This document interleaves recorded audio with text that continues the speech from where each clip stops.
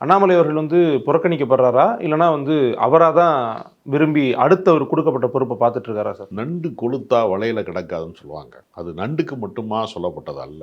பல பேர் உண்டு கொழுப்பவர்கள் எல்லாமே ஒரு கட்டத்துக்கு மேல எங்கு தொடங்கினார்களோ பயணத்த, அந்த தொடக்கத்தை தாண்டி நான் யார் தெரியுமா என்று காட்டுவதற்கான ஒரு இடத்தை நோக்கி நகர்வார்கள். ம். இது எப்பவுமே இருக்கக்கூடிய ஒரு நியதி. ஏறத்தாழ வெறுமனே ஒரு 9 ஆண்டு காலம்தான் ஐபிஎஸ் அதிகாரிக்கான பொறுப்பு. பாஜக தலைவரா 3 வருஷம்தான்.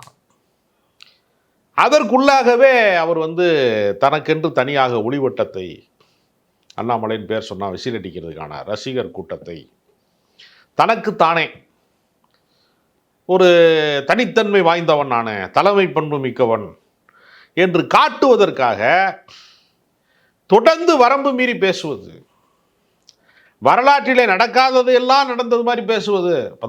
முத்துராமலிங்க தேவருக்கும் அண்ணாவுக்கும் சண்டை நடந்துச்சுன்னு இல்லாதெல்லாம் சொல்றது, எல்லா விஷயத்திலையுமே புரட்டுவாதங்களை பேசி அதை பரபரப்பு செய்தியாக்கி தனக்கென்று வார் ரூம்லாம் வைத்து தன்னையே ப்ரொமோட் செய்து கொண்டவர் அவர்.